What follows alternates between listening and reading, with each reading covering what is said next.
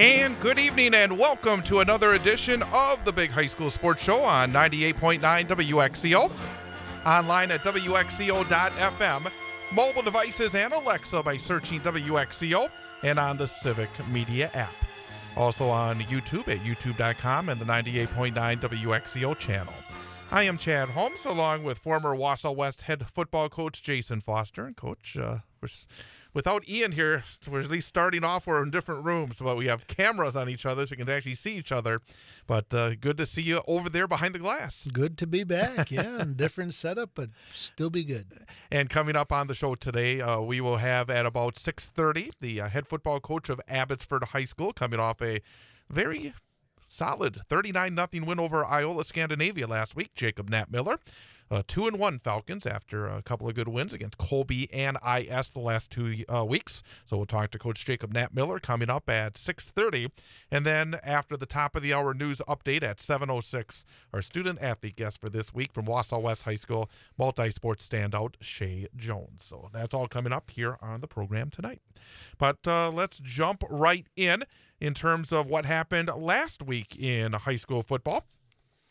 Wisconsin Valley Conference, and again, it's always good to start the games where we saw the games in its entirety, as last Friday night, right here on 98.9 WXCO, it was the opener in the Wisconsin Valley Conference as Wausau West knocked off Eau Claire North by a score of 35-21. So the Warriors improved to 2-1 overall. Eau Claire North is 0-3. Joe Gravine, 8 of 11, 162 yards and 3 touchdowns, also added 7 rushes for 61 yards. Miles Waldvogel, 21 rushes, 89 yards and a touchdown, plus 3 catches, 70 yards and a score. Shay Jones, again, our student-athlete guest for later on in the show, 3 catches, 62 yards and 2 touchdowns. And for the second straight week, Tegan Rasmus scores a touchdown, not the normal way on offense. It was an interception return against Hudson, and then it was a blocked punt return touchdown last week against Eau Claire North. So Warriors 35, Huskies 21. And I guess I'll say, what was your take? First Wisconsin Valley Conference game for Wausau West. You'd love to get off to the 1-0 start in the league. Fell behind, but then were able to respond and earn the W. Yeah, I think there's a lot of things that went well for the Warriors that night, and certainly a lot of things that Coach Johnson's probably working on this week.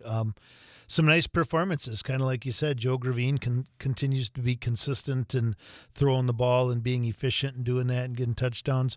And we'll talk more about it with Shay when he's here. But the one thing that really seems to stand out about Shay this year is his ability, what he does after he catches the ball. It seems like last year a lot of those were wide open and catching them and pretty running, but I've been really impressed with how he's handled what he's done with the ball in his hands after he makes the catch. And Tegan Rasmus, I think he's up to I think that's like his 5th career defensive touchdown. I know he had 2 in a game last year. He's got back-to-back weeks this year. So I think there's definitely some areas where they look really, really good.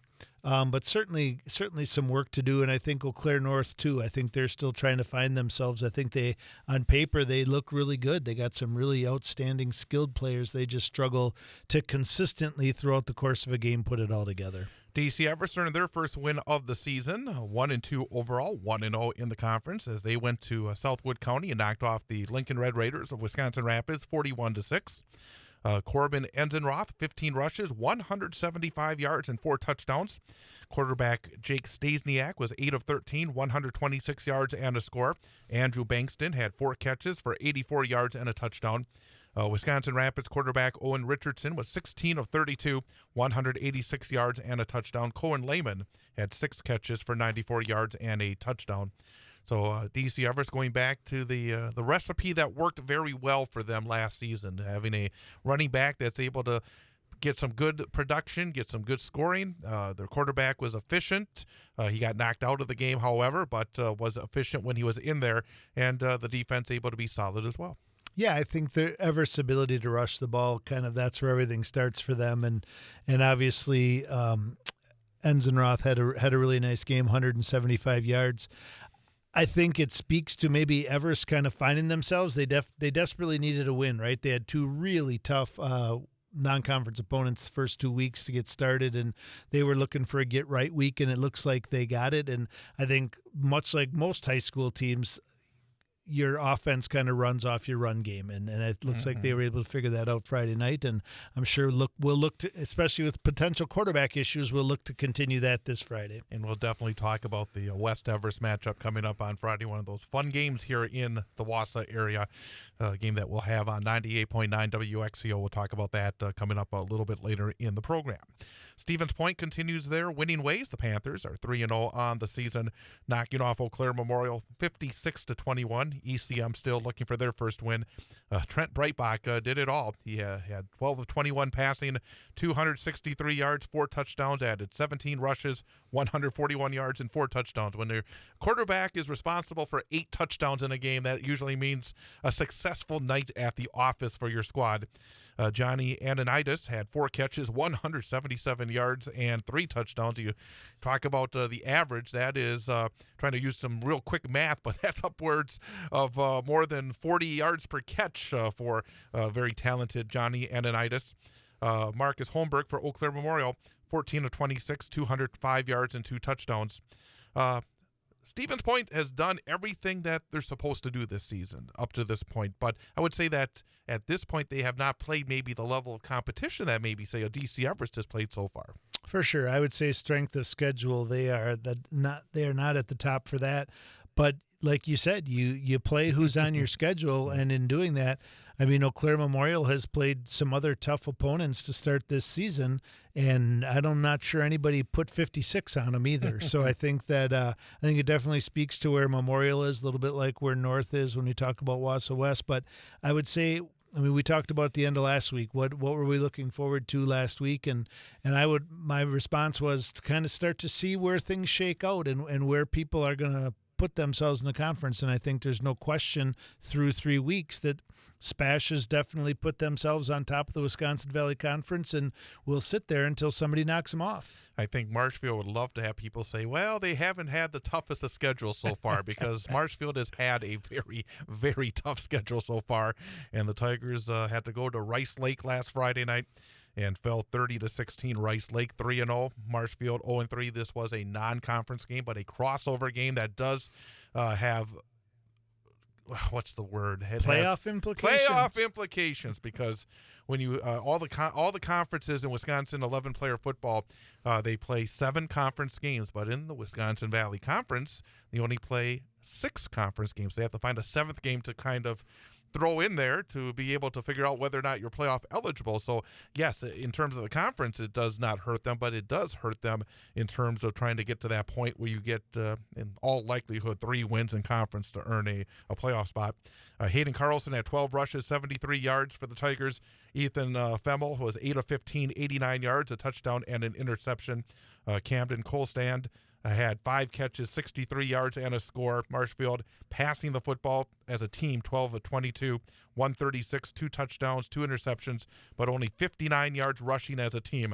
And that obviously will not be quite to the level of a Rice Lake team that always puts up huge rushing numbers, 337 yards rushing as a team. But boy, those Marshfield Tigers, they have to feel like they've been through the ringer in the first 3 weeks of the season. Yeah, that's tough. I mean, and we kind of, when you compare some of the other opponents and look at it, I mean, that seems to be, I mean, when you're able to rush the football, you have some success. Nobody's really done it for 3 straight weeks to this point other than Spash, who's proven to be able to do that. I think Marshfield is a huge question mark for us yet. Like you said, they've had probably the strongest strength of schedule without question. And they've been pretty consistent in those. They've been scoring about 2 scores a game and have not seemed to have been able to get over that hump. I think they had 14 or 16 the week before as well. So it'll be interesting. You mentioned playoff implications. First time we've used these words this year, and I know there's a little different formula this year. I know that as far as the divisions are already established, so we'll maybe have to take a little time in the next couple of weeks to dig into that a little bit and figure out what exactly that means as we start talking wins and losses and conference wins and all that. Yeah, hopefully somebody will do all the heavy lifting for us and have it posted somewhere we can steal it, because a lot of numbers will be involved, and that's not going to be the easiest thing to deal with. So, agreed. So that is night number 1 of the Wisconsin Valley Conference. I guess before we wrap up the Valley, what jumped out about the Valley in week 1 for you? I think I don't think there were any great matchups. I mean, realistically, I think most of them were fairly predictable. And I think everyone kind of took care of business and did what was expected of them, with maybe Marshfield Rice Lake being a little bit of a toss-up, but for the most part, pretty similar. And I think right now it's a kind of a SPASH-led conference.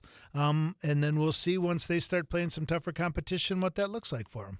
I will say that for a team like Everest, who had such a tough start, all of a sudden you play one conference game, you're 1-0 in conference, and boy, you feel a whole lot better, don't you? Yeah, it really does. And what we learned last year about all these teams in our conference is these games mean something as far as getting into the playoffs, but when you come to week 10, week 11, none of this stuff really matters all that much. It's what you do between now and then. The great Pete Susans probably still says it, but I remember him always saying that from a hockey standpoint, you play 22 games that don't really matter. The real season starts when the playoffs start. So that's kind of it for some of these two. And I think the crossovers are intriguing, kind of sets things up for later in the year. Great Northern Conference. And last week we had an opportunity to talk to Coach Dewey Riley of the Tomahawk Hatchets. Had a chance to talk to him about the game against Wausau East. And they did it again. Another very impressive win 2 weeks ago at home in overtime against Wittenberg-Burnham. And last week, one of the oddest scores you'll see, 11-10. And because it's not really odd in terms of 11-10, it's odd how you got to 11. Usually maybe a field goal, a touchdown, and a two-point conversion. But nope, Tomahawk had a touchdown, an extra point, and 2 safeties, including a game-winning safety in the third quarter. For Tomahawk, Max Larson, 18 rushes, 138 yards. Rex Riley, 12 tackles. Cash Ryan Seafeld had a touchdown run for East. Gio Gomez field goal in the second quarter gave East a 10-9 lead at halftime.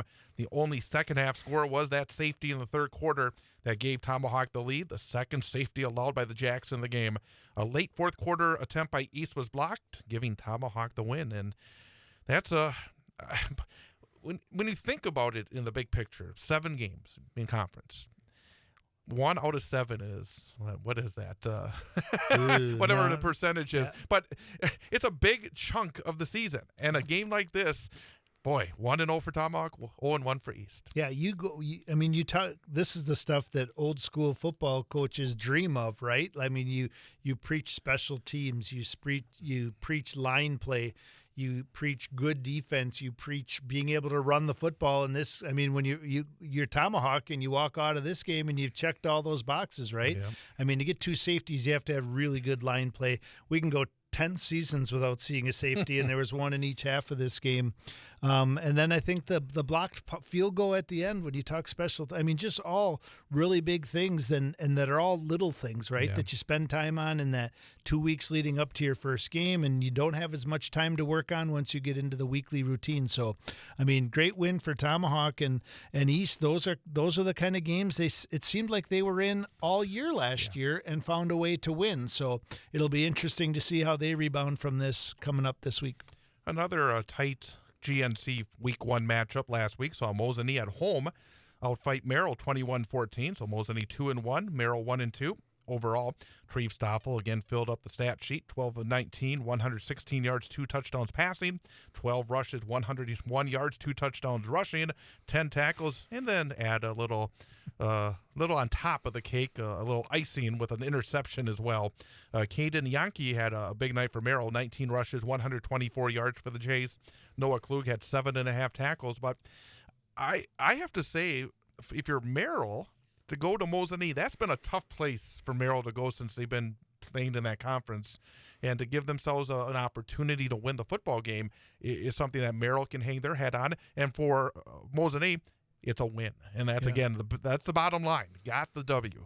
I think when we talked about this conference last week, and it appears nothing has changed in that when we go through 3 weeks, is every conference win is going to loom large in this because we'll talk about Medford in a second, but they don't seem to be running away with it like they did last year. So I think that these types of matchups, and you're right, I think everybody would have probably predicted that Mosinee was going to run away with this one. But the fact that Merrill was able to keep it that close and rush for 124 yards on 19 rushes, I think Coach has a good game plan and can feel good coming out of this game. Obviously, moral victories, right? That doesn't get you into the playoffs, but knowing week 1 was tough for them, and even the Crandon game, week 2, they maybe didn't dominate as how some people thought they might. So I think this was a good week 3 matchup and a good outcome. And probably the best thing in this conference, if you are those teams in the middle trying to get to the top third, it always feels better, probably historically, when Medford and Mosinee are in your rearview mirror. And they now have right. one of them in their rearview mirror. So Another game that was very entertaining. It was really an up-and-down game, a game that Rhinelander led 32-29, but then Lakeland got the final 2 scores of the game, and Lakeland stays undefeated, beating Rhinelander on the Hodags home field 43-32. Declan McQuaid was 15 of 25, 189 yards, a touchdown and 2 interceptions, added 49 yards on the ground for the T-Birds. Evan Zock had a huge night, had 8 catches, 123 yards and a touchdown, and he also had a big defensive play. He stripped a Rhinelander player, recovered it, and then returned it 35 yards for a touchdown. So his big night was very big for Lakeland. Abe Gretzinger was 14 of 23, 220 yards and 4 touchdowns for the Hodags. Rowan Whitecheck, 7 catches, 101 yards, 2 touchdowns, 8.5 tackles as well. But that Lakeland team really off to a flying start. yeah, they seem to be consistently putting things together. Been a long time since they've started a season 3-0. This is a great match, or a good rivalry matchup game in that conference. So I think Lakeland feels really good about being 3-0, and I think Rhinelander scoring 32 points and having a second half lead probably gives them some confidence and creates a very interesting matchup this week, which we'll talk about later, between them and the Lumberjacks. Yep. And then Medford got some frustration out after a couple of tough games to start off their campaign. They went to Schofield Stadium and knocked off Anago 51-18. Anago enjoyed their game a week before that, but they came back to earth as maybe the rumors of Medford's demise may have been slightly exaggerated. I would think so, yeah. Not knowing all the stats from this one too, but Medford has a formula and probably struggled, right? Again, they're in their week 1 and 2 opponents, which are very tough in that Mississippi Valley down there opponents. But I think in this conference, they probably still consider themselves the returning conference champions. And until somebody proves them otherwise, they are. Then the CWC Large, and again, some interesting results in that conference. And Loyal Greenwood knocked off Marathon 26-20. And I think when all is said and done this season, may look back at that game as maybe the difference between a playoff berth and not a playoff berth for either of these teams. Yeah. Marathon had the lead going to the 4th quarter, but a couple of Loyal Greenwood touchdowns in the 4th allowed them to win. True Thurs was 12 of 23 for 139 yards and a touchdown for the Raiders. They added 13 rushes, 66 yards, and 2 touchdowns. Garrett Bracewell, 6 catches, 82 yards and a score. Landon Hilgart, 12 tackles. But Loyal Greenwood now 3-0 overall. Raiders, 2 tough losses in a row. They had the chance to win against Auburndale last week and now against Loyal Greenwood this week, and they're 1-2. And I think we like what we've seen out of Marathon. I'm thinking they're definitely on the right track and doing some good things, and I don't think that's changed. I think what maybe has changed coming out of this game is how we look at Loyal Greenwood. Being 3-0, a couple of those games early, we thought maybe their opponents were really down this year and not so much, but who knows with that co-op like that, who knows who they got or what. Whatever, like as far as how that team is put together and whatnot. So, maybe Loyal Greenwood's kind of a team to look out for moving forward the next 6 weeks. They had that impressive week 1 win, a surprise in our minds against Abbey. And then, of course, Abbey's won the last 2 weeks. So it looks as though Loyal could be a team that really does make a little noise in that conference. Wittenberg-Burnhamwood over Wyowega Fremont 34-7. Caden Yeager, 7 rushes, 183 yards and 3 touchdowns. Bo Davis, 8 of 9 passing, 73 yards. Eddie Nowinski, 5.5 tackles. And they really put the clamps on Carter Bertishaw, the Wyowega Fremont quarterback, only 8 of 26, 66 yards and a touchdown. I saw on Friday night in the recaps, once they called this an upset. This is not an upset. No. Oh, I don't think so at all. But I think you kind of said maybe when we were talking about Medford, maybe some people are calling for their early demise. I think maybe Wittenberg was nobody called for their demise, but I know there were some question marks, and they quarterback had a tough injury, week 1 game or a week 2 game, yeah, actually. against Tomahawk. Yeah, and so I think this was kind of their get-right week as well. Stratford beat Spencer Columbus 27-15. The game was tied at halftime, but then Stratford pulled away for the win, getting on the winning track. Holy cow, they must have been really thirsty for a win. They're not used to losing games at Stratford. Brady Berg, 12 of 16, 141 yards, 2 touchdowns. Aaron Connetter, 15 rushes, 89 yards and a score. Colton Bright, 4 catches, 74 yards and a touchdown. But, I mean, it's halftime. It's tied. You're Stratford. You haven't won yet, and you're in week 3. That must have been that's a weird feeling, I imagine. Yeah, I was going to say, I mean, not only were they 0-2, which they're not used to, they were tied at halftime with Spencer Columbus, certainly not used to that as well. So, obviously, a good win for new coach, his first career win there with the Tigers. So, I think that maybe that settles some nerves down, right? Maybe they need that win. I'm sure those kids were getting asked a lot of questions. Coaches are getting asked a lot of questions at a community like that. So maybe this settles them down and kind of gets them heading in the right direction. Certainly leaves some big question marks as we move through these matchups in the next few weeks. And when they go to Whitburn this week, we'll talk about later on. And Amherst just hanging out there. 3-0 now overall, 1-0, and they went to Colby and they dominated 38-8. And slow down the Colby run game as Luke Hanula had 50 yards on 16 carries. But Amherst has been not just winning, but winning very impressively. Yeah, I think quietly maybe established, kind of like we've talked earlier in the Wisconsin Valley Conference with Spash. I think is Amherst ready to say, if Stratford's going to take a step back, we're going to take 2 steps forward and kind of bring back to where we were. So it'll be interesting to see those matchups with Wittenberg, Burnhamwood, with Stratford as we move through these. But early season or through 3 weeks, it looks like Amherst might be ready to reclaim their spot at the top. Speaking of keeping on top, Merrillwood CWC, Edgar shuts down Auburndale 27-0. Big one, of course, in that conference.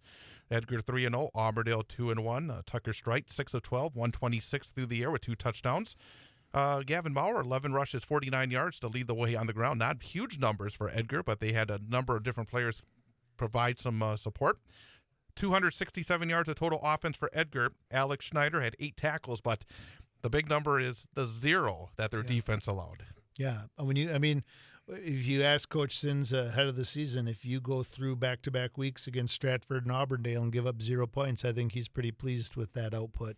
And we're going to go to the third game because then we'll go back to the second game because we have a guest coming up in a moment. So we'll lead right into it. So the third game in that league was Assumption beating Pacelli 26-12.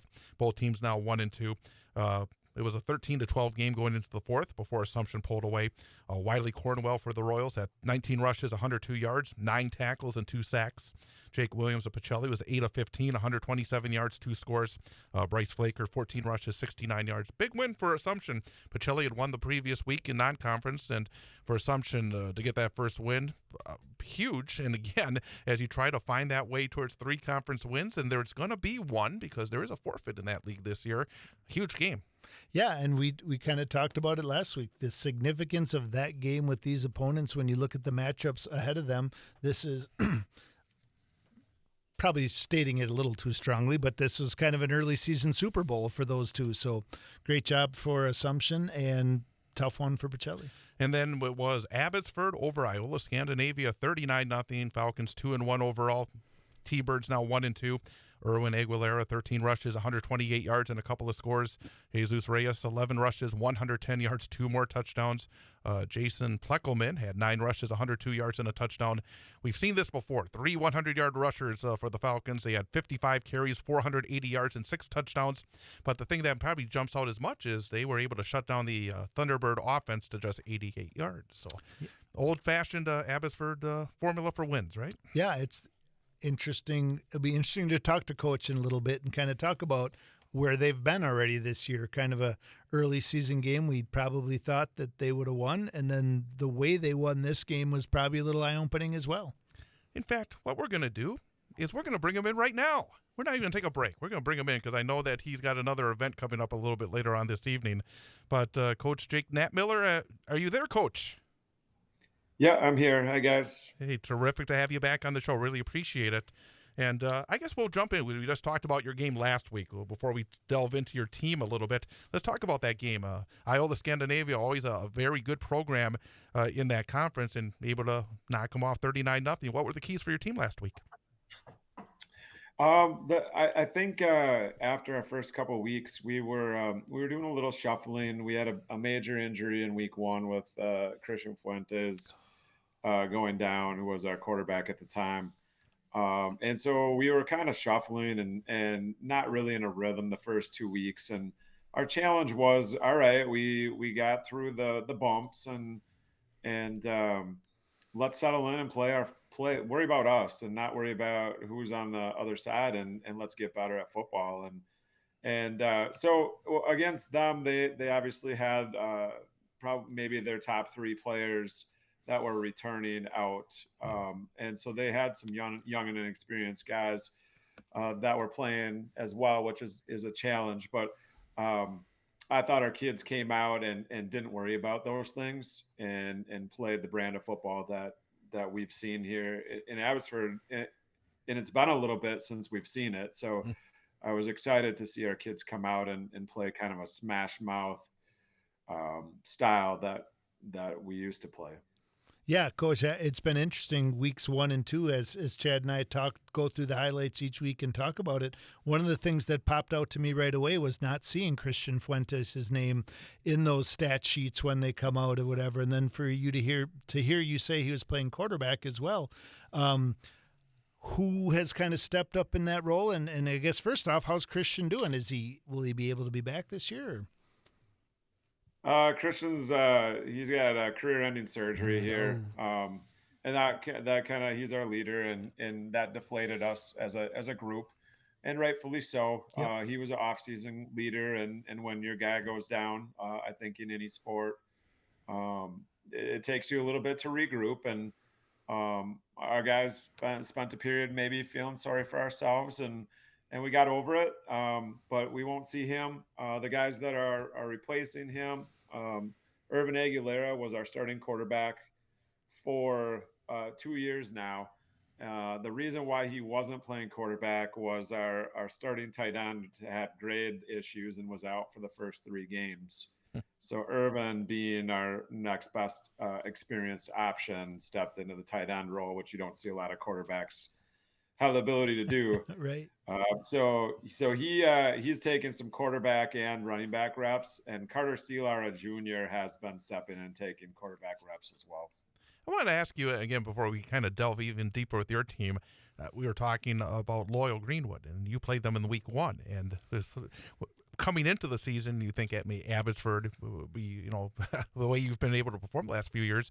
How good is that team? Because they've been a little bit of a surprise so far this season. Now 3-0. How good is Loyal Greenwood? Oh man, they're so big. They have some major size, and I don't know if I recall a team. It's been a long time since we've played a team that's been that big up front and had big physical backs behind them, and they run a style that matches what their skill set is. And we gave them the ball on our end 3 times. As I mentioned, we were shuffling our backfield around a little bit post Christian injury, and so they got a short field, and they're really good in a short field situation where they can just pound you.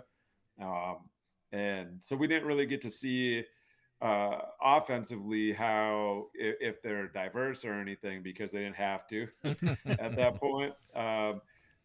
Defensively, they're just sound and they're tough, and they make you work, and they created 3 turnovers against us. So obviously they're 3-0, so they're doing things right, and I think they have taken some major steps as a program from last year. Yeah, we've definitely talked about that, noticed it. When you end a season like you guys did last year, and you had a really nice end of your season, nice postseason, you kind of have a list of things you want to work on to get better for next year, both X's and O's, obviously the weight room, and then that character off the field stuff. So talk a little bit about that, but then also talk about when you have a rough week 1, week 2, and you have those injuries, and you have to do quick, like you said, we had to get back to doing what we do and play our style of football and play tough. What did you do in the off season to prepare yourself to take that next step forward? And then what did you do in that 1 week when you had to regroup on the move?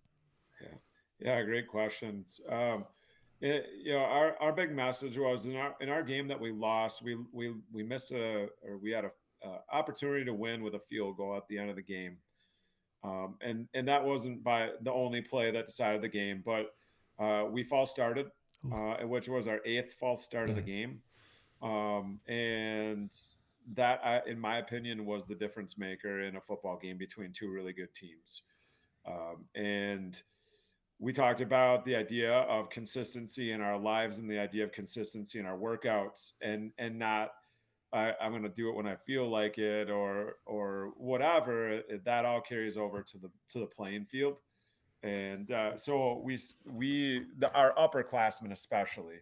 I don't think our underclassmen did a great job with that, but they also didn't get to feel the same thing that our upperclassmen did with that loss.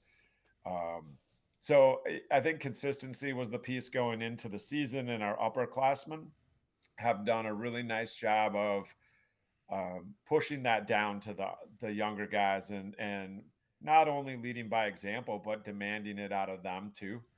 And I think the leadership is as strong as it has been here from that aspect. One of the things that was most interesting when we talked last season was you talked about how so many of the players on your team have not been playing since they were, barely able to walk. That learning football, learning a lot, even watching football together on the weekends. Does maybe that be part of these situations where maybe in a deep playoff run, or in a pressure situation, that they have to learn a little bit, don't they? I mean, maybe they learn it a little bit later and quicker than maybe some of the other teams that have had maybe that from the time you can walk, you're going to be playing some football. Yeah, we were reflecting on that again today, this year. We have 41 kids out this year, which is 12 more than last year.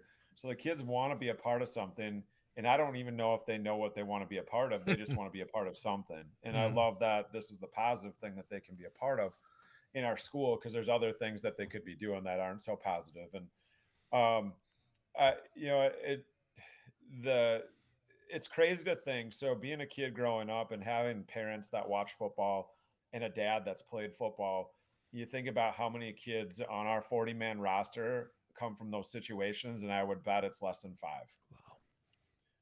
And that, I think, is an anomaly in rural northern Wisconsin. I think that number is maybe low, but not even close to that number. And so, yeah, I think when you try to teach kids a game with 22 positions on the field and all these scenarios and situations that you put them in, when a big moment comes, you have to trust your training, and their training is pretty limited compared to some of the kids we go against. And it's not an excuse; it's just what it is. I think what that speaks to me when I hear you say that, for like kind of a little bit last year and building on that this year, I think to me what that speaks to is when push comes to shove, then you're relying a lot more on your culture than you are on maybe their X's and O's and their football knowledge. So that tells me that you guys are doing some pretty awesome things with your culture. So that, congratulations on that. My next question is, when I look at the fact that you guys are a field goal away from being 3-0, and last week you put up 55 rushes for 480 yards and 6 touchdowns, we're going to say the names Erwin Aguilera and Jesus Reyes and Jason Plockelman. Is that how you say that? Jackson Pluckelman. Okay, Jackson Pluckelman. All right, so obviously we know those guys, and we're going to say their names and talk about all their great stats. But in order to do that, you must have some pretty nice-looking guys up front, or guys who are competing hard in your line. Can you talk about those guys a little bit? Hey, I appreciate you bringing them up because I'm the line coach, and we don't get those guys don't get enough love. So, our line is straight across the board, tight end to tight end, run blocks. We're 1 for 7 throwing the ball this year, so it's not a secret that those guys are doing the dirty work. Our guys on the edge so far, Irvin Aguilera, I said, was a tight end, and he played both last game. But our other tight end is Luis Lujan Gonzalez, who's a first-year starter, junior for us, and done a really nice job learning the game of football and being a nice edge setter for us. We do have two seniors and a junior up front. Marcus Van Leuven and Angel Zinzun are both big, strong dudes that have played quite a few football games for us. Our junior is Julian Aguilera, who started our level 2 game at center due to an injury. So he has that experience as well. And then we bring three really, really tough, physical, hungry sophomores, Landon Auberg, Josue Zinzun, and Isaac Sundermeyer. And Isaac's really pushing for a starting role up there. They all three are kind of wrestler type guys, and they play with great pad level and physicality. And we have them in positions where they can move in space, and they've really excelled. And last week they sure took a jump. So that was exciting to see as young guys. Again, we're talking to Abbotsford High School head football coach Jake Knapmiller here on the Big High School Sports Show on 98.9 WXCO. I want to kind of circle back to something you just said in my last question about the numbers going up double digits. I mean, for folks like us that love high school football, and you see so often where the numbers can be a challenge for a lot of schools, to see a double-digit number increase at a school your size is incredibly impressive. You said that kids want to be part of something, and they're finding something positive with your group, but at the same time, there's got to be even more in terms of you, your coaches, the school community, because we don't see that very often these days, and it's really it caught my ears. I would like to know a little bit more about what's in the secret sauce for you guys, because right now that is something we just don't see a whole lot of. Sure, yeah. I think there's two things. I think part of it is our kids sell the program themselves. They're excited to be a part of it. You don't hear them saying in a negative way, "We have practice tonight." It's something they look forward to as part of their day. And culture breeds culture, and the kids have set that positive culture of being together. I don't think we have any underclassmen that feel like they're undervalued compared to the older guys. And that's a really powerful way to keep kids in your program when they feel that value and see those guys as not equals, but teammates and guys that take pride in their role on the team and what they can provide to the older guys and vice versa. So I think that's part of it. I also think Garrett Rouse, my D coordinator, and he's our head basketball coach. Brett Nelson is our head baseball coach, and him and I did a summer fitness class together. And there's so much cohesion between our programs right now. I'm also the head track coach, so we have all the main sports covered for our guys in our school. Between us four, all being on the same page and expecting the same things, and kind of bringing that same mentality to all of our sports. I think that is part of our success rate too. I think you have to point to that as well. Coach, I know a lot of times in programs your size, even with the increased numbers this year, you probably have a lot of guys going both ways. In addition to doing some great things offensively, you guys also pitched a shutout against Iowa Scandinavia. What feels good about what your defense is doing right now? Yeah, Coach Rao would be mad at me if I didn't talk about the defense. Yeah, so Coach Rao is a backstory on him. He played quarterback for us one of my first years coaching 14 years ago, and he went to college, came back, and this is his third year as D coordinator and science teacher and head basketball and all those things. It is also the third year of our kids learning a new system, and I think sometimes it takes a few years to feel comfortable, especially with our kids' background in football. You're learning a brand new way to do things, and so I think we're starting to hit. The kids are starting to trust it and believe in the things that they're learning, and I hope that week 3 was just a start of that confidence defensively. Let me ask you about week 2, though, because I love the games where you don't have to go very far. and when you play Colby, you don't have to go very far, or they don't have to come very far to see you. Coming off the first week where, you lose a leader and you lose a football game, I imagine that having a rival and then getting a big W was a great tonic for your group. Yeah, we didn't. We definitely did not play well. But at the same time, sometimes it doesn't matter if you can sneak out that W when things aren't ideal. Our defense definitely picked us up there. We fumbled twice and gave it away on both of them, but our defense caused, I think, 4 turnovers as well. We had an interception by Irvin Aguilera, and then 3 fumbles recovered on our end. One being really late as Kobe had a chance to tie the game up inside of our 20. So we made plays at the right time. Our kids, again, being young, they had the jitters yet. Our sophomore group, our new guys that were filling in, were just kind of getting used to the speed and the expectations of being what they're being asked to do. So, um, yeah, I think we're fortunate to come out of that one with the shuffle and then going into Iola and gaining some confidence this week. Coach, just following up on that one real quick, because Chad touched on that being your closest opponent in a rivalry. Is that a pretty healthy rivalry? Like, do the kids know each other pretty well from those two schools, and is there a little extra when you play Colby? Yeah, good question. We co-op in wrestling and baseball with them, and so there's some knowledge. Yeah, and I think for the most part, it's a likable rivalry. Mm-hmm. I tell the kids it really wasn't a rivalry until last year when we actually won a football game against them, because they just whooped our butts for years and years. The first few years we played them, and for a lot of years we didn't play them. They were apparently too close to have a football game against.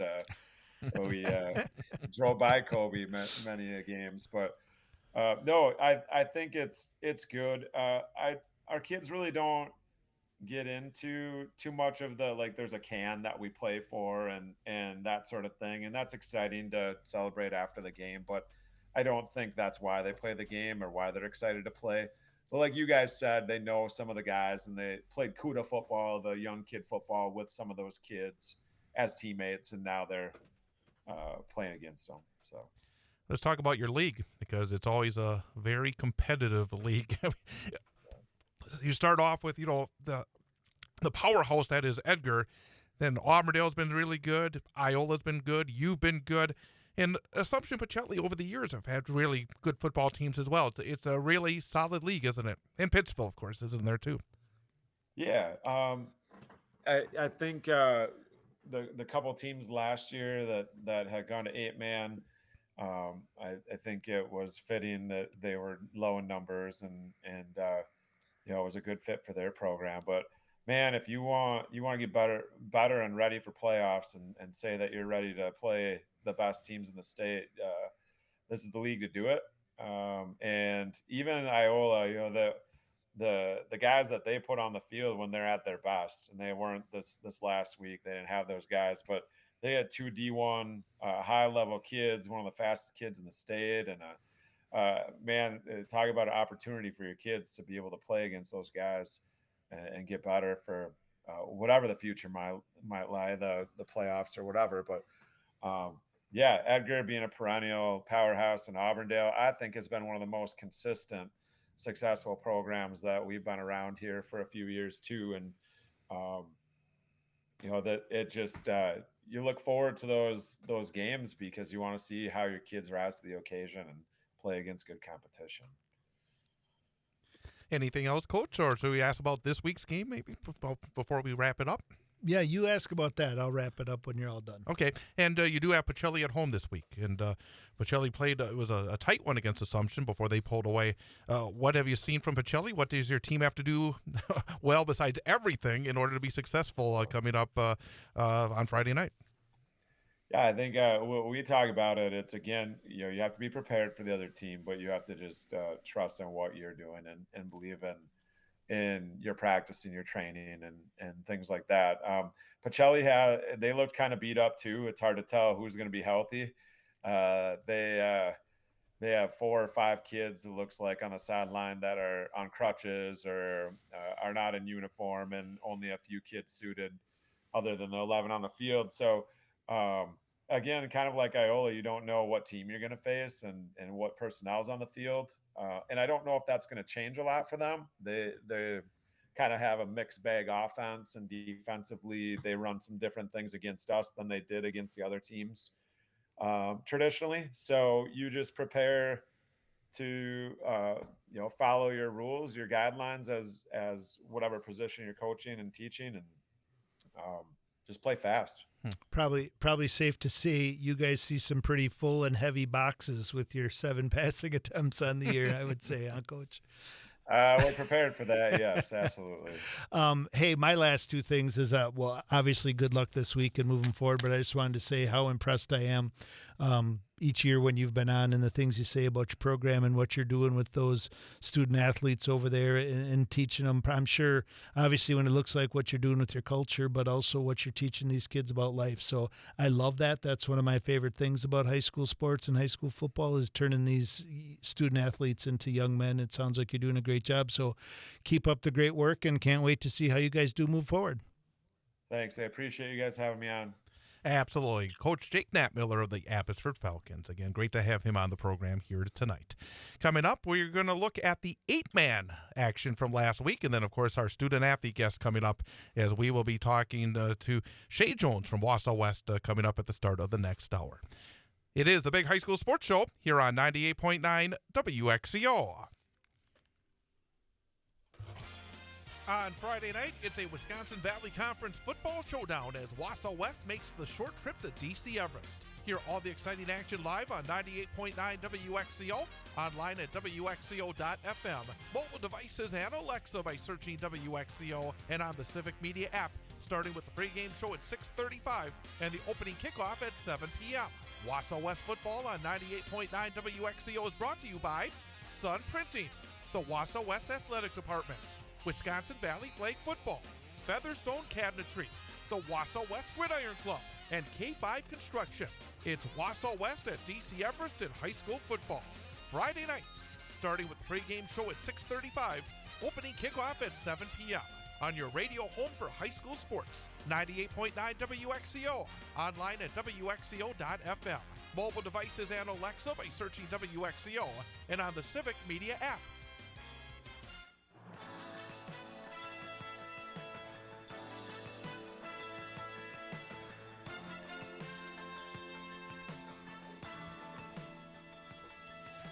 And welcome back. Big High School Sports Show on 98.9 WXCO, online at WXCO.FM, mobile devices and Alexa by searching WXCO, and on the Civic Media app. Along with Jason Foster, I am Chad Holmes. Coming up at the top of the hour, after the news update at the top of the hour, we like it when they get here early. I tell you, Shay Jones from Wausau West is in the studio. He'll be joining us at about 7:06. Before we talk a little bit about the 8-player results from last week, Coach, what Coach Knapmiller has done at Abbotsford is something that's beyond the wins, and obviously they've won a lot of games in recent years, but the numbers, when you hear that they're getting more kids out, they're getting more kids involved, they're getting better, I would say, experiences because the kids want to be part of it. That's the thing that kind of jumps out to me. Yeah, I think it's twofold, right? We're seeing significantly more teams go from 11-man to 8-man. We talked a little bit off the air about some teams going from 8-man to no-man football or not having a program anymore, which is a tough situation. So when you look at not only do they have a team, a level 2 playoff team from last year, but you add 12 I think you made a great point. You add 12 players to it from one year to the next in a school that size. I mean, so when you take your program from 29 to 41, that makes a huge difference with how you practice. It makes a huge difference in what the weight room looks like. But more importantly, it kind of I love what he said, that it's not just, hey, we won games so everyone wants to play football because that's a cool thing to do in Abbotsford. It's these kids want to be part of something good. Right. Yeah. And maybe they don't even know enough about football to know that what they want to be part of is football.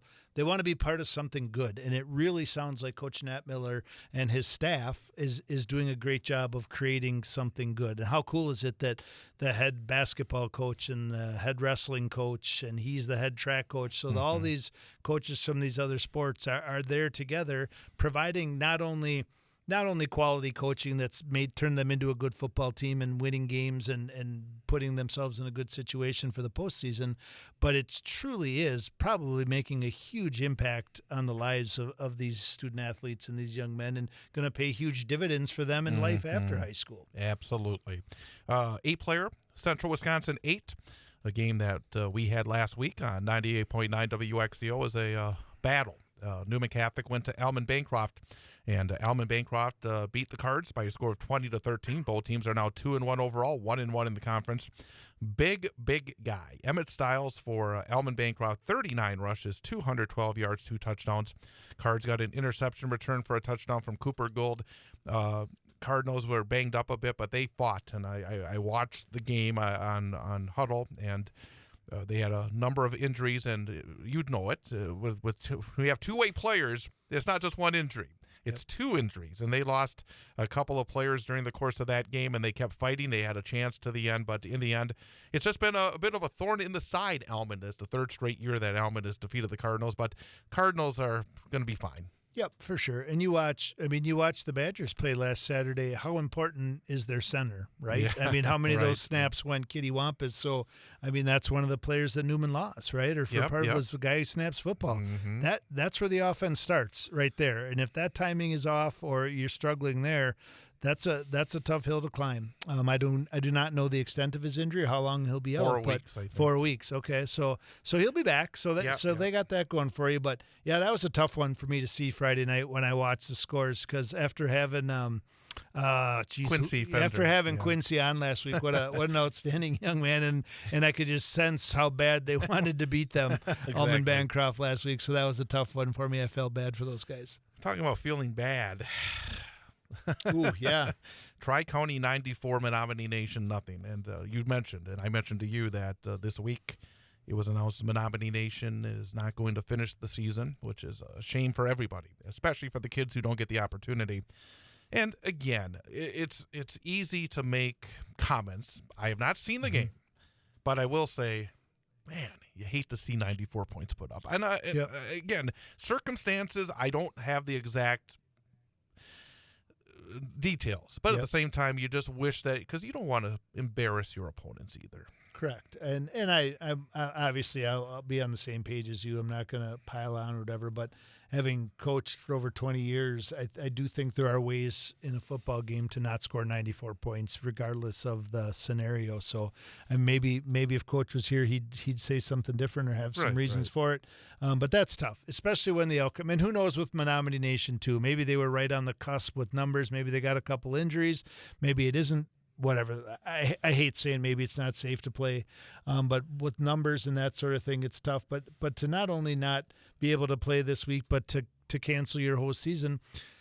On the flip side of that impacts their next 6 opponents, right? Yeah. Like there are now 6 games. When we talk about, I mean, at least the 8-man teams are 9 games this year. 8. So they're at 8 games. They just started a week early because they have a week of extra playoffs. And the same. There we go. Well, I know Newman's looking for a game now. Well, that's what I mean. They have so this brand new you place have to 8 play. games, you lose one of them off the bat. So it's horrible for Menominee Nation, but it also impacts 5 more opponents coming, because they have 3 in. Yeah, so 5 more teams are now looking, and finding a game at this juncture is nearly impossible. Looking under every rock. Yes. I think that's what Newman is. I think some of the teams to watch in 8-player, Gilman, I think, is right now thought of as perhaps the number 1 team at this point, which means nothing, of course, but they had another big win, 48-12 over Frederick. McDonald is another team that's expected to be among the top teams. They knocked off Lake Holcomb 55-0. Defending state champ Owen Withey, after being whooped by Gilman in week 1, has bounced back well the last 2 weeks. They beat Cornell 50-0 last week. Athens lost for the first time. They lost to Flambeau 48-12. Athens now 2-1 on the season as well. So again, a lot of action going on. We'll talk about the schedule for this coming week as part of our second hour of the show. But coming up after our news update here in just a few moments, we'll have our student athlete guest for this week from Wausau West, senior Shay Jones. So that's coming up. Hour number 2 of the Big High School Sports Show here on 98.9 WXCO.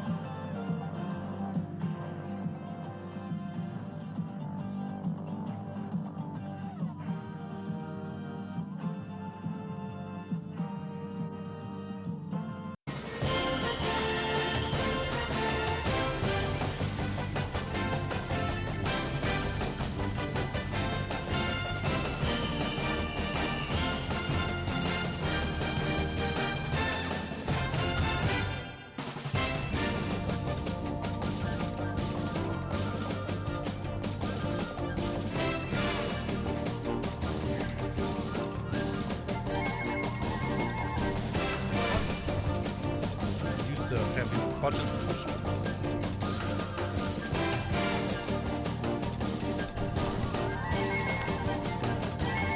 And welcome back. It is hour number 2 of the Big High School Sports Show on 98.9 WXCO, online at WXCO.FM, mobile devices, and Alexa by searching WXCO, and on the Civic Media app. Also on YouTube.com at the 98.9 WXCO channel as well. With former Wausau West High School head football coach Jason Foster, I'm Chad Holmes, and this week we make it a Wausau West double here as our student-athlete guest from Wausau West, senior Shay Jones. And Shay, thank you for coming on over. Thanks for having me. And get you a little bit closer to that microphone. Make sure everybody can hear you really good. But really great to have you on board, multi-sport athlete for the Warriors. Before we talk a little bit about your football and your hockey and everything else, it is Everest week. And going into Steam Stadium on Friday night, what does it mean to you and your teammates when you face off with Everest over there? I think this is a big week for us. Obviously, losing to them last year was kind of like a big circle on the schedule this year, and I think it's getting a lot of the guys on the team excited and fired up. So, being a senior this year and having a really nice start to your year, both team being 2-1 and you having a really nice start, what has been your focus? Because I know you're one of the captains, one of the leaders on the team. What was your focus this offseason and as we've gone into the beginning of the season to take that step from where you guys ended last season to where you want to be this season? I think it was to get everyone on board and like everyone in the weight room all summer and everyone at 7-on-7 and just like hanging out and building chemistry and getting ready for the season. How important is the weight training? Because that's something that I think a lot of folks who may come out on a Friday night, may not be around the team all the time, may not have a kid on the team. I've noticed over the last number of years, and I think going back to your last few years as coach, Jason, that was a big focus to get the team back to where you thought it should be, and that was a big factor in some really good seasons for Wausau West. For yourself, how much importance is there? Do you see the kids that are in the weight room during the off season, their strides forward compared to maybe some that aren't there quite as much? Yeah, you can definitely tell, like, when you're going to block someone and they're not football strong compared to, like, weight room strong, you can definitely tell. So it's pretty important to be in the weight room all summer. Mm-hmm. I mentioned earlier, so in the beginning of the show, we kind of recap last week's games. And when Chad mentioned you were being on the show and you had the 2 touchdowns this last week, one of the biggest differences I've seen in your game, so when Coach Nowinski was there last year, Coach Mills this year, one of the things they talk about is how you are one of the best blockers on the team, right? When we talk O-line, oftentimes people don't think about tight ends, but in Coach Johnson's offense, tight ends play a huge role in blocking. If you can't, doesn't matter how good you are at catching and running, if you can't block, you're probably not going to play tight end for the Warriors. So tell me 2 things. One is, what have you done or what makes you such an effective blocker? And then number 2, the other thing I've really noticed this year is what you do when the football's in your hands. I feel like you've been better after the catch this year, like taking hits, driving your feet, finishing runs. Tell me about your blocking, and then tell me a little bit about what you've seen as the growth in your game as a receiver. I think hockey definitely helps with the balance and like bringing the block to them and not letting them come to you and trying to go from there. And then receiving the ball, I think after the catch, I worked with Tegan Rasmus's dad and him this summer, and I think he helped me a lot making like just moves after the catch, and obviously going to college camps and stuff. It's been nice to get some knowledge from high-level coaches. So. Along the same lines, talking about the catching ability, number one, it does seem as though you have more confidence in your hands. It just feels like, boy, you get your hands on it, it's going to be there. And also, you kind of mentioned the physicality of hockey helping you with the blocking. I thought on the second touchdown catch to the left-hand side from where I'm looking at it, where you used your body very well against the defender. How much of because using the body as a defenseman in hockey is so vitally important in terms of angles, in terms of trying to use your body as an additional defender in a sense. It looked like you used a little bit of that in one of those catches last week. Would you agree with that? Yeah, I would agree with that. Talk a little bit about that play, because I found it incredibly interesting because you seem to know exactly where the defender was. Could you maybe talk through that play and maybe what was going through your mind on that play? Yeah, so we ran the play, and the guy was camping over me, and I saw him, so I tried to cut him off and go to the left a little bit, and he followed, and I saw him in my side view, and I saw he was going to come for the pick, and I kind of use my body to get in front of it and catch the ball. So, real quickly, Jason, one more question about that play and just generally. You mentioned Tegan working in the off season with him and his dad. Your quarterback is also one of your defense partners on the ice during the season in Joe Gravine. It looked like he had a lot of trust in you on that play because there was not a lot of room. That was a pretty small window. Does having that trust factor, both on the ice and on the field, help you with your quarterback? Yeah, I think me and Joe spend most of our time with each other. So I think that helps with the trust and him throwing the ball to me and on the contested throws for sure. So Yeah, Chad, you kind of stole that one from me a little bit, but no, geez. I'm gonna ask a follow up because you didn't go quite as far as I'm gonna with it. The other thing I know, I see you and Joe together all the time at school. I see you and Joe as partners on the ice, all of that stuff. But I also know that as close as you and Joe are, sometimes that closeness is almost like being brothers, and sometimes brothers don't always get along as well as they should. Is that part of the relationship too? Like in game, are you willing to tell Joe some things about how he's playing, and is Joe willing to kind of give it back to you a little bit? Do you guys kind of have a little bit of that give and take in their relationship as well?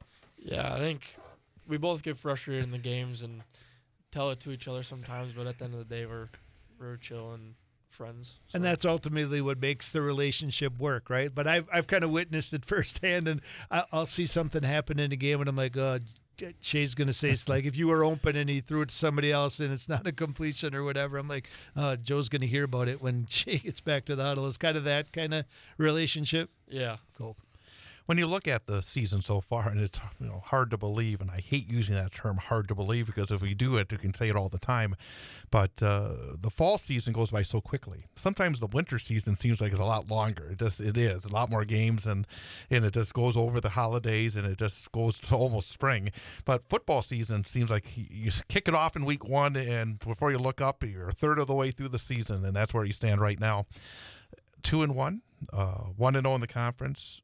How do you feel about how the team has come together at this point, especially since practice started through the first 3 weeks? Has it been the kind of start to the season you expected? Has it been surprising in any way? Yeah, I think it's been surprising. Obviously, losing 4 out of the 5 of our O-line, it was going to be like a surprise to us, and I think our line has come together and put a good fight on for most of our games, so I think that surprised me the most. But other than that, I had confidence throughout the whole season and that we were going to have a good season.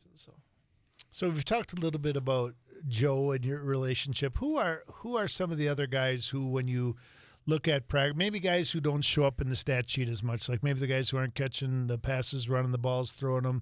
Who are some of the guys who day in and day out through practice in the locker room who really stand out on this team as being important, having important roles and being a big part of the success?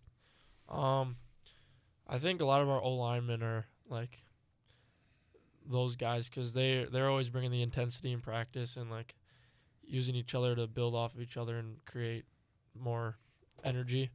And then I also think like just like the scout guys, like they're all there to make us better and they're there to get better too when their time comes. And so I think probably mostly our O-line. So. Again, we're talking to Shay Jones, Wausau West High School senior, our student-athlete guest this week on the Big High School Sports Show on 98.9 WXCO. We talked about a couple of areas where you've taken pretty good strides this season. Where else do you think that you're still looking for strides as you get into the final 2/3 of this season personally? Any areas that you say, okay, I think I can get better in this area of my game? Yeah, I think me separating myself from the defender on a pass, I could probably get better at that and maybe use a little bit more speed, get faster. I think that would be one of my biggest ones. So Let's turn to hockey because I love hockey, and I know you love hockey, and I know you must love hockey as well. You made it to the state tournament last year. What did that experience mean to you as a high school athlete? It was crazy. Obviously, we had to play some tough competition in our section, and we've always, all the way up through youth hockey, we've always had to play point, and they were the powerhouse of Wisconsin, and we always lost. And finally making it with one of the best teams we've had made it feel so fun. Like, it was an unreal experience.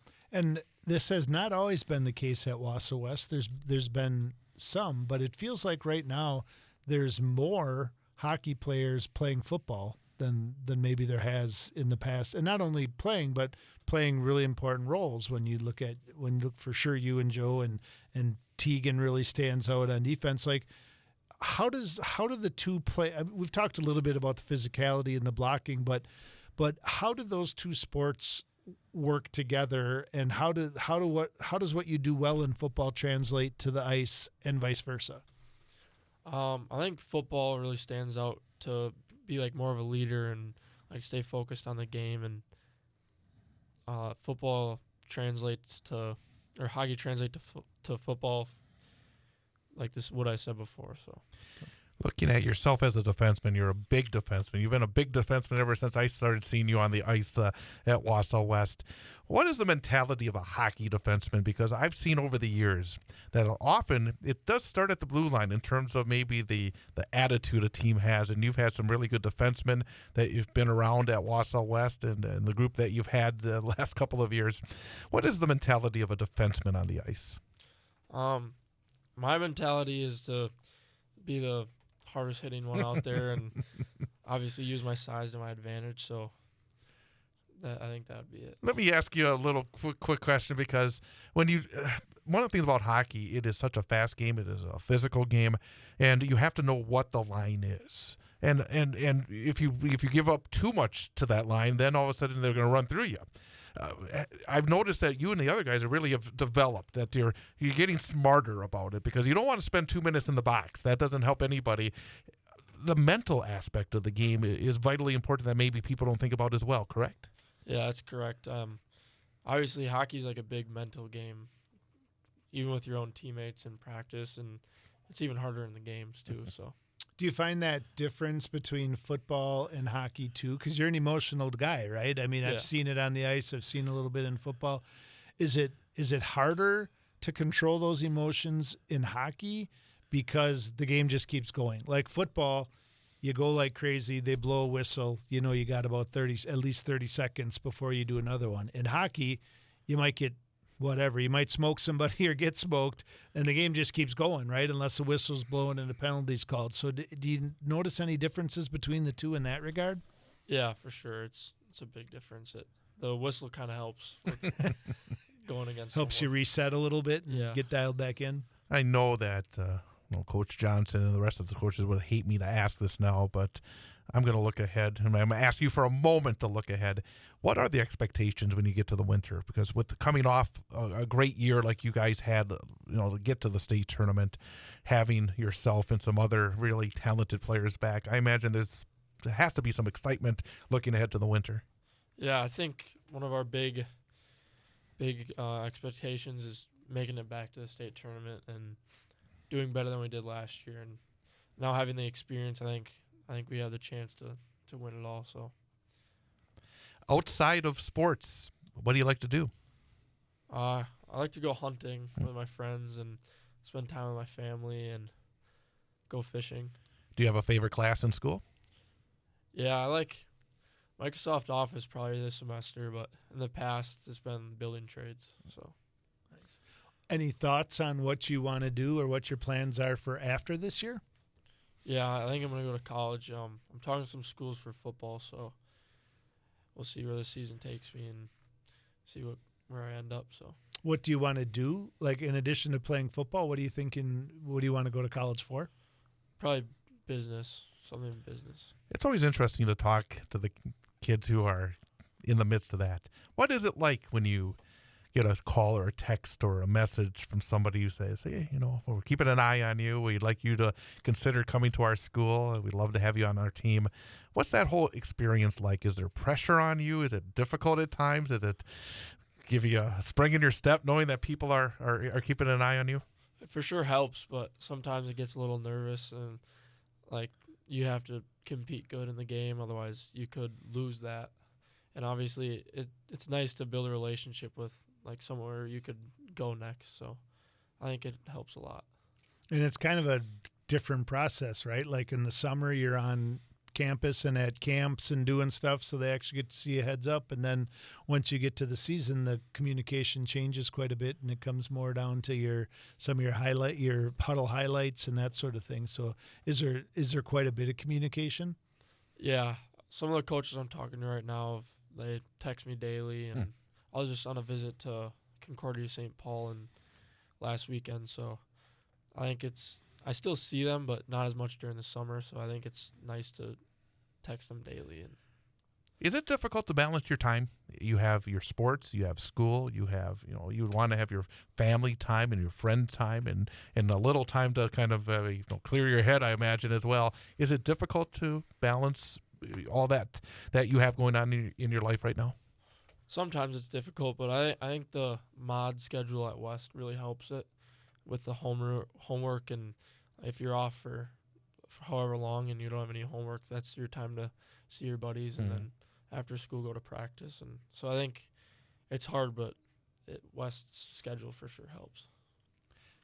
Let's talk a little bit, and we don't have to get into the game, the X's and O's so much yet, but let's talk if he wants to. I have no problem with that. Let's talk about... Coach may have a problem with that, but I don't have any problem with that. Let's talk about Everest week. Like, is there... So last week you played Eau Claire North, just the second time they've been in our conference. Year 2 they will be moving forward, but not a huge rivalry or anything like that. What's the difference or the different feel from both the coaches, the team, practice, locker room this week, knowing you're playing DC Everest? I think everyone's getting excited and pumped up, and everyone's come together, and we've had really good practices this week, and we've been playing music and going 100% in practice. So knowing it's a close rivalry, and it is in other sports as well, hockey and wrestling and all the different things that everybody plays, any good-natured social media stuff going on out there, rivalry, anything? You don't have to know names or anything, but is there some extracurricular stuff going on out there that fires up the rivalry a little bit? Yeah, there's for sure been some talking between our school and their school, but I think that also helps, and it also helps with every sport playing them this week, so it's all focused on one school. Who is your favorite rival? It could be different for different sports. Who gets you going? For hockey, it's for sure Spash because growing up, I've played like AAA with a lot of the kids on Spash, so it's like us versus them, and we're all friends. And then for football, it's probably Everest or Spash too, because most of those hockey guys. Not most of them, but some of them play football too, so it's kind of like that relationship. But Everest, like, we were never friends, so it's their true rivalry. And in football, the road for the conference championship usually goes through Wausau West, Spash, or DC Everest in the last 5 to 7 years. So knowing those games, those matchups mean a lot. Let me ask you. Maybe I shouldn't, but I'm going to ask you anyways. What would it mean to beat Stevens Point on the ice this year?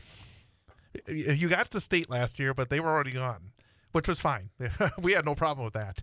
But this year, again, going into this year, you got them twice in the regular season, and who knows, in the postseason as well. What would it mean they've been such a thorn in the side for everybody. I mean, last year they didn't lose a game until the playoffs, which was sad for them, I guess. But what would it mean to knock off the Panthers this year and maybe even win a Wisconsin Valley Conference championship? I think it'd be like giving one last punch because we've always been on like a close game and losing, but I think this is our year to flip the sides. And I'm terrible. I know, because you're the coach, and you're always being so careful about things. And I ask all the questions that shouldn't be asked, but doggone it, I wanted to ask you because those are always fun games. any game. I mean, I'm sure Friday night will be that way. I remember at Marathon Park last year when Stevens Point came into town, and then in the playoff games with Superior in New Richmond. Do you receive energy from the crowds? Does that change how you feel, how you perform on the field or on the ice? Yeah, it for sure does. Like when you have your whole school behind your back and cheering for you on the sidelines, it's for sure like an addition to the hype on the on the ice. Like we usually play way better when we have fans there and the game is rowdy compared to when there's not much fans there and it's just family members. And Tell me what it's like, since we've talked a lot about the football and the hockey together. It's given you the opportunity to be coached by a lot of different people. Like football is one of those sports that has, I mean, I think at Wausau West we have about 16 or 17 coaches from varsity down to the freshman football level. So you've been coached by a lot of different people, right? Coach Nowinski for 3 years. He's gone this year, Coach Mills, but Coach Johnson. You've had Coach Brandt and all the coaches on the hockey staff. This year, Coach Brown will be at the top. How has that helped you as an athlete to be coached by different people with different styles and to kind of prepare you not only to be a better athlete and to win games, but also to be a better young man? I think building a relationship with them really helps, and they all bring like different points of views to the story, and the way they like coach you could be different from the other coach, but they're all trying to get the point across that's the same. So anything else before our final question?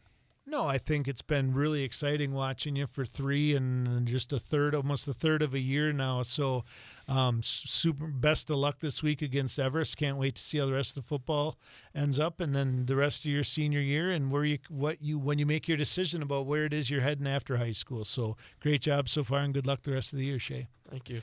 And I got one final question, because we always ask our student athletes, especially the seniors, especially the multi-sport seniors, because you've had so much experience in so many different ways. But based on your experiences, what piece of advice would you give a freshman who's just starting their journey, whether in football or hockey or whatever it may be at Wausau West, based on what you've learned over the last 3+ years?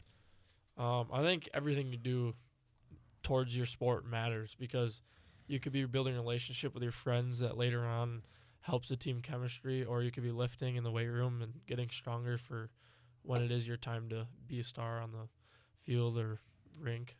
So fantastic.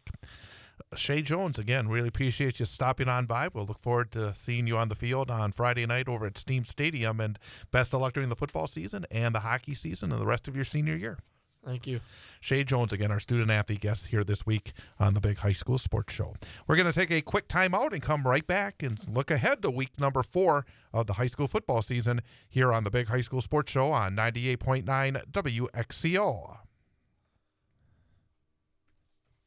Are you passionate about local high school sports? So are we. WXCO 98.9 FM is proud to be the only station in Wausau bringing you live, play-by-play coverage of high school sports, game after game, season after season. But we can't do it alone.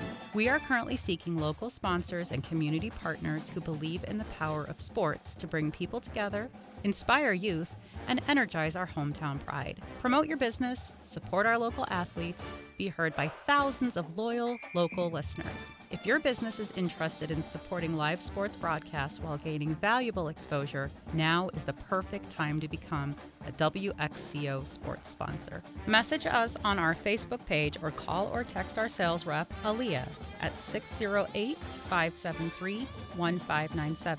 That's 608-573-1597. Let's keep Wausau High School sports on the air together. We are the NFHS. That stands for the National Federation of State High School Associations. But really, what we stand for, together with the WIAA, are the 178,000 high school sports students in Wisconsin. And so we stand. We stand for the runners, soccer and basketball players. We stand for their coaches, administrators, and officials. We stand for the swimmers, football players, and wrestlers. We stand for the golfers, softball, and volleyball players. We stand as the national leader and advocate for high school athletics and all who participate in them and make them possible. because it is our purpose to ensure that high school students get to play, perform, and compete together. To learn more about who we are and what we stand for, visit nfhs.org.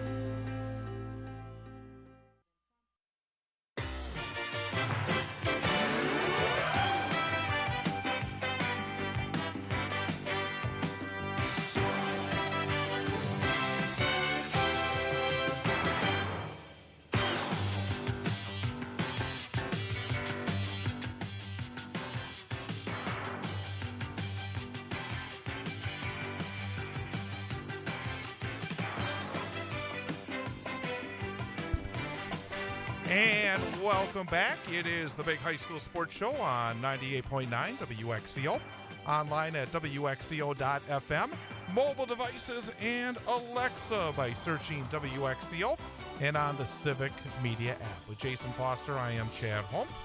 And again, great to hear the thoughts of both our coach guests and our student-athlete guests for this week.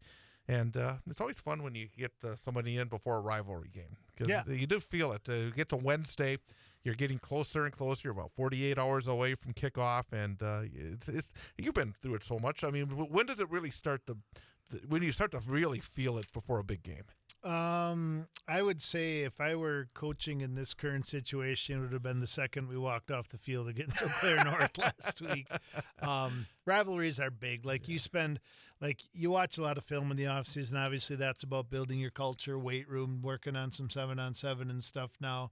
But ultimately, you circle some games on your calendar and you watch that film a little bit extra in the offseason, like what they did well last year, what you did well, what you were able to kind of find in their defense. Because when you play teams like Everest, Rapids, Rapids isn't a good example with new coaches here, but when you play Rapids, or when you play Everest and Spash and Rapids when they were running their option and stuff, you knew what you were going to get every year, both from an X's and O's standpoint, as well as from a toughness, right? Rapids was going to give you this with a little bit of a chippy edge to it, and Everest was going to try to bully you with their tradition, and Spash was probably going to try to beat you with their athletes. So just those different things and finding out how you can prepare.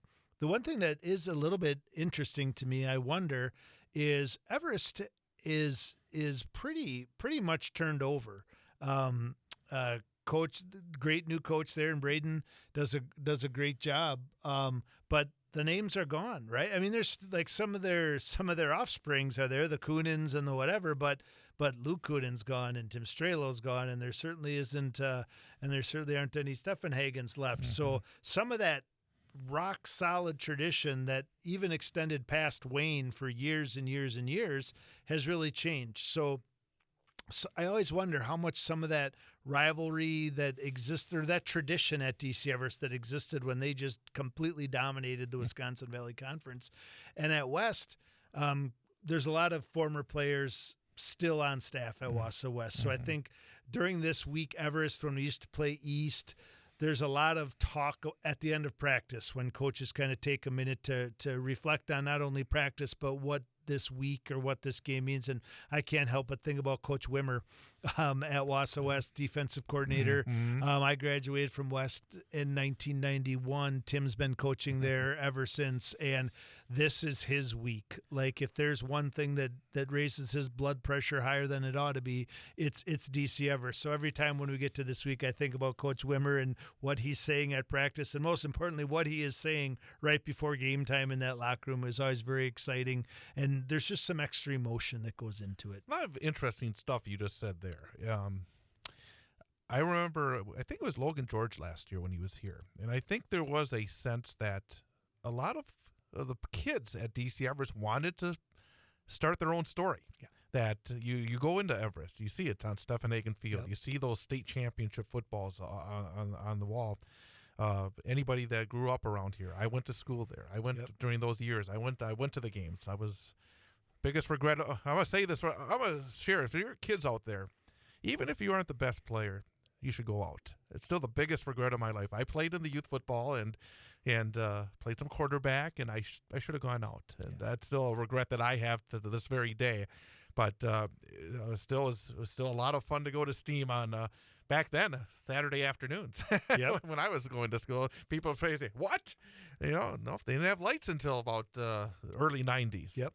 But I do think that this group of evergreens, starting with Coach Mitchell and going through all these kids who did so much good last year, they want to start to build their own story. And I think that it doesn't, I don't think it takes away from the rivalry. It just makes it a little bit different in some ways. It sure does. And I think that kind of has fed into what's happened for the previous 10 years, like post Stephen Hagen to Coach Mitchell, right? Like there was a time in there where I think that the coaches, and there's nothing bad about this, but that was kind of what they knew and the tradition they worked off of and lived off of. And I think this last year, and obviously they were aligned with some really talented players last year, as they are again this year, but it was a special group last year as they made it to the semifinals. But it was kind of the perfect opportunity for them to kind of start writing their own story. I think what keeps the rivalry alive is in talking with Shea, right? That these kids play multiple sports against each other. The other really big difference that's out there now, and this is maybe one of the reasons that not being the activities director anymore, maybe my blood pressure has gone down slightly, is one of the biggest changes is social media.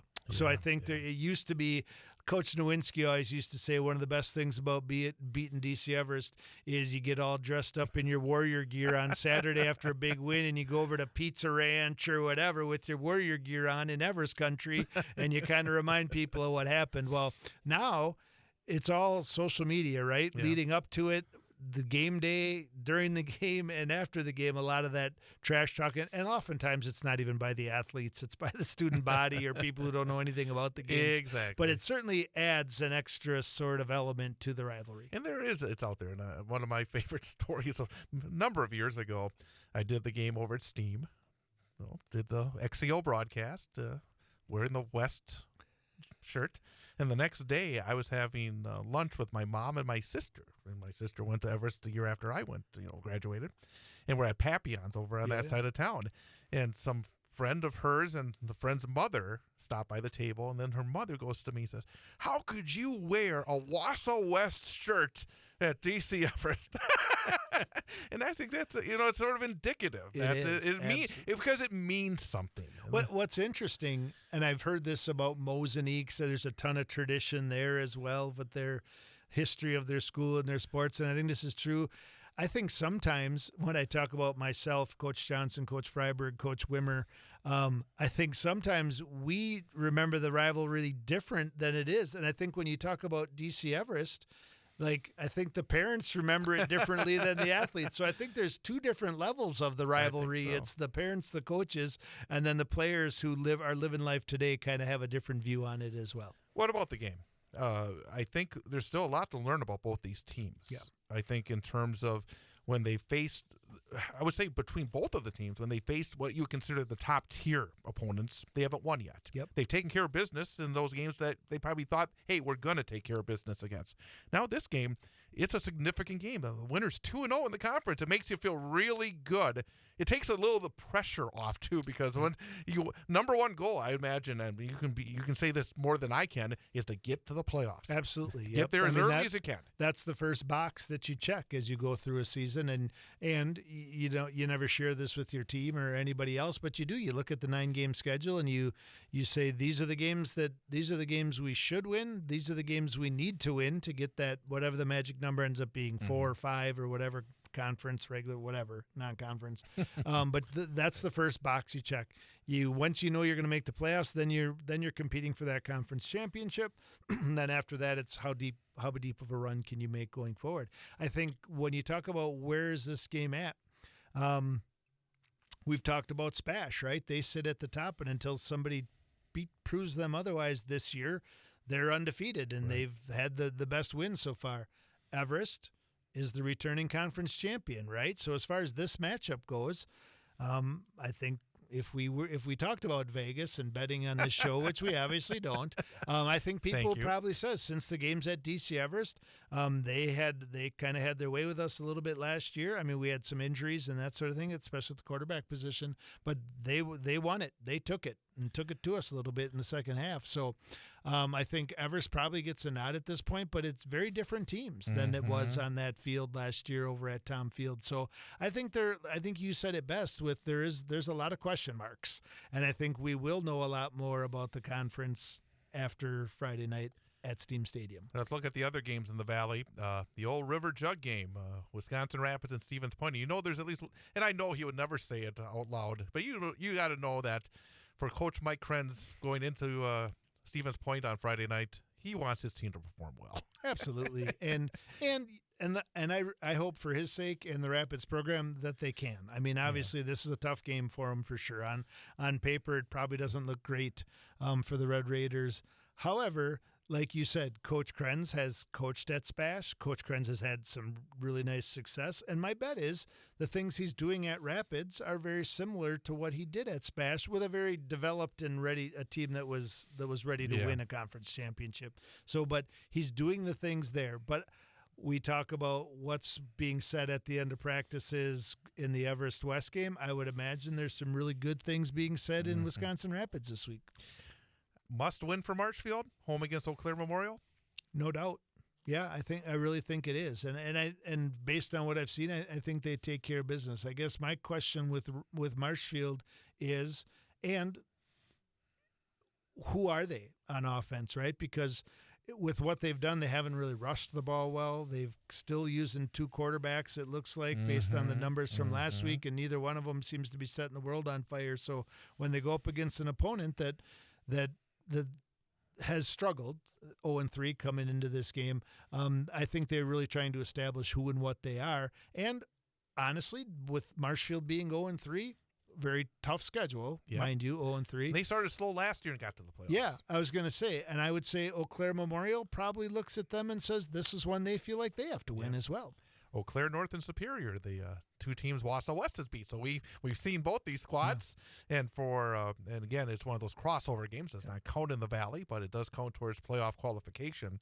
And Eau Claire North at their brand new, spanking new, beautiful field at their school. Yeah, I don't know, having watched both of them play, I feel like Eau Claire North is the better football team. I think at each level, the line, the skilled players backfield. That running back. You know, we talked about, I think, was it you that came up last week after the game and that big bowling ball, I think it was like 5'9", 200 pounds, and I was really impressed. Yeah, and I don't feel like they gave him the ball enough. I think he got it like 10 times. Yeah. I would give it 20 times. Yes, you know? I would agree. And I felt like he had more touches in the game last year over there.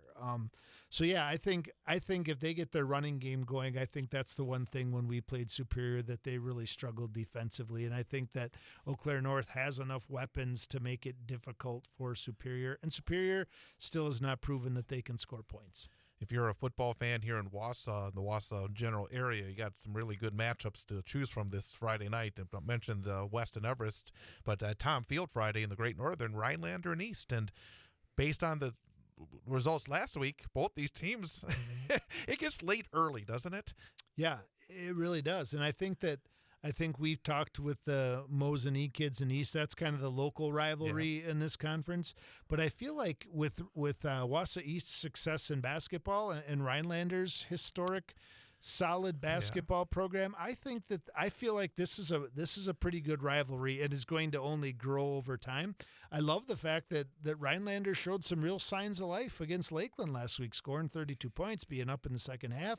And I think East is kind of probably looking for their identity after losing a tough game to Tomahawk, which I think we all would agree seems to be a really tough, hard-nosed football team. So obviously nothing lost or nothing to feel bad about in losing to Tomahawk, other than that's probably one they had circled on their schedule as a win. So I think Wausau East starts looking at this because I think they came out of last season with how they ended up coming into this season knowing Medford would take a step back and that they had beat Mosinee last year, that competing for a conference championship was probably on their board this year. And I think the way that they played against Logan in week 2, it also was a confidence because they played much better this season. I think going into last week, they probably felt really good. Now it's like, okay, sort of one of those first real challenges of the year. That's what I think about high school sports. You're going to face challenges, and how do you respond? Right, and I think if they're playing maybe Anago, who had a really tough week against Medford last week, maybe they come into this looking at what do they call it, a get right game, right? Like get back on the right track. I think Rhinelander is going to be a tough game, and I think it'll be very interesting to see how this one plays out. Another interesting game is Lakeland trying to stay unbeaten, but Mosinee comes to Minocqua Friday night. That's, again, I think we're 3 weeks into the season, and there's still so much I think we're still waiting to find out. And I think for both these teams, you got to give Lakeland a lot of credit for what they've been able to accomplish. And Mosinee, they had the really great win against Stratford. They had a bit of a rough go against Menasha, and then last week maybe a little tighter than we expected. Yeah, I think in the time that I've been doing this show with you now, 3-4 years, whatever we are, this is the conference that I look at and say, I don't know. Yeah, right. I mean, obviously, I think nobody wrote Medford off, but last week I think they kind of came screaming back saying we're not rolling over and giving away a conference championship, and Lakeland's been playing tough. I think we've always looked, and Lakeland has struggled to kind of get their offense going early in the season, and they feel like they're scoring a lot of points and clicking on all cylinders. So, and when you look at what Treve Stoffel not only does, he's super special athlete, but I think the other part of that is what Treve Stoffel has to do in order for them to be successful. If he has to work that much harder on defense, a team that scores that many points, that could be an X factor in this game. Medford and Merrill, and you said it. Medford had an emphatic first conference win last week. Merrill again going into Mosinee. They've struggled against Mosinee since they went to the GNC, but they had a one-score game last week. Another game that's going to, I think, say a little bit more about what Medford is and an opportunity for Merrill. Yeah, I think in talking with Coach Wadzinski a couple times last year, how they ended the season, they seem to be on an upward trajectory right now. Obviously, they would have much rather had the win than a 7-point loss last week. But coming into Medford, I think one of the things that they look at this, obviously they're going in trying to win. Coach has a good game plan. Coach Ted's coming over from Medford looking to stay undefeated and keep that conference championship. But the one thing for Merrill, if they can come out of this game either with a huge win or kind of like they did the Mosinee game, being extremely competitive, they now have both those teams in their rearview mirror and can kind of look forward to the rest of the conference and say, here come our wins. Tomahawk at Anago. It's like for the first time, it's like, okay, Tomahawks will go in there and win. That's sometimes the biggest trap, isn't it? Yeah. Yeah, and Anago, going to Anago, right? I mean, that's never been an easy place to play or win. Obviously, look at all the state championships for Coach Schofield over there. And Tomahawk has to work hard. You had mentioned last week you saw in the news when they interviewed Coach Riley at the end of the game that they were dinged up a little bit in that game, or we're missing some guys in there. So this is that time of year, right? When from week to week, when you don't know. It was interesting talking with Coach Knapmiller when he talked about Iola Scandinavia. Was that? Yeah, being down three of their returners from that. When we see that score, we think, oh my God, Abbotsford just dominated. So to hear from Coach that they were missing some guys. So that's the part of the season we're in right now, from week to week. Who's missing? And like you said, we talk about Newman. If you're missing one guy, you're missing two. If you're missing two, you're missing four if they're two-way players. 4 interesting games in the CWC Large. You start with Stratford at Wittenberg-Burnhamwood, and this one has turned into a pretty good rivalry in recent years. They played in the playoffs one of these years in recent annals, and Stratford 1-2, Whitburn 2-1, both 1-0 in the conference. This game being played in Wittenberg. I tell you what, I think when you are, just like we talked about in Medford in the GNC, and teams thinking this is our year to get Medford, right? Because of how their first 2 games went. I think there's people in the CWC Large, in particular Wittenberg, Amherst, maybe Waiwega, who think this is our year to get Stratford, right? They've been, let's be honest, they've been untouchable for 3 or 4 years, like going into that game and you come out hoping you're healthy and that you maybe competed for a portion of it. Mm-hmm. This is the year when these teams who've been sitting in that number 2 and 3 position in that conference feel like this is our opportunity to take the next step and to take that jump. And I'll be honest, this is probably one of the games I'm most looking forward to seeing. Got Marathon at Amherst. And, again, we've talked about Marathon. And Coach Dinkel, I think, and I was talking to somebody around that program this week. Again, everybody's really, I think, excited about where the program is going. A couple of tough losses, but that team could easily be 3-0. And then you got Amherst, who is 3-0 and have not been threatened. Obviously, it's a tough matchup going to Amherst for Marathon, but I'm curious to see that if they're able to continue with True Thurs and you got Garrett Bracewell, big play guy on the outside, it wouldn't shock me to see Marathon give them a really good battle. Yeah, I think that's what's special about teams that are in Marathon's position right now, is having that new coach. It also makes them harder to prepare for, right? Like we talked a little while ago, you know what you're going to get against Everest and Rabbit, whatever. You don't know what you're going to get against Marathon right now. Maybe there's similar X's and O's a little bit, offense and defense. I don't know that for sure. But what you're getting is a team with a different attitude and maybe a different level of toughness and hopefully a different level of execution. So definitely could be in the favor of Marathon, but certainly a tough matchup with as well as Amherst has played. Another interesting game is Wyawega Fremont and Spencer Columbus. Wyawega, until last week, have been playing some really good football. Spencer Columbus this season has looked a lot sharper than they did the last couple of years. They were struggled the last couple of years, but every game this season they have been there. They've won as well, but even last week to be in Stratford, go into second half tied, it looks like a much improved Spencer Columbus team as well. Yeah, I think that's a great point. I think Spencer Columbus has certainly surprised me from week to week, and I was also surprised with Wyawega Fremont and Whitburn last week. Like I felt like that one was going to be a maybe harder fought battle or a closer game, and Wittenberg really kind of took it to him last week. So I mean, Spencer Columbus pulls this one off. I think we look at this conference a little differently. And another team that's kind of throwing a monkey wrench into it is Loyal Greenwood. That was a team I think was at the bottom of the league last season. Marathon. I did the Marathon Loyal Greenwood game last year over in Greenwood, and Marathon pretty much dominated. They struggled throughout the course of that conference campaign, and this season, as we heard from Coach Knapmiller, it sounds like he was very impressed with what he saw in week one. They've continued the last 2 weeks as well, and they have Colby coming in. They could be 4-0. I mean, that I don't think many people had that on their bingo card. No, and obviously at Loyal Greenwood, that certainly helps. I don't actually know which one it's at, Loyal or Greenwood, but I think that's in their advantage. And I think the one thing that stuck out to me about what Coach Knapmiller said about Loyal Greenwood was their size and their physicality. And I think in a conference like that size makes all the difference in the world. Merriwood CWC. Edgar has a fill game this week. Rosholt left the conference. This would have been the Rosholt week. And they're facing Marquette Academy. And I can say I don't know anything about Marquette Academy, but I would imagine that going into Edgar, they're going to be tested. Well, and I was really hoping, as I got my notes from you yesterday, I was really hoping for an in-depth knowledge about Marquette Academy. Is that a Wisconsin school? That's a good question. I got to look this up here. Yeah. But for Edgar, it's about, again, they defensively, they just, every year they come out and it's just hard. I mean, for them to shut out Stratford, for them to shut out Auburndale, that says right there, this is going to be a very tough team all season long. Yeah, I mean, Edgar's year in and year out, Edgar's offensive statistics are extremely misleading because a lot of blowouts. So a lot of those kids don't play much in the second half, get a lot of touches. They're really good running backs, often have 10 or fewer runs in a game. So, but when they are dialed up on defense like this, that makes them just about unbeatable. Marquette Academy is a private Roman Catholic high school in Ottawa, Illinois. Ottawa, Illinois. So there you go.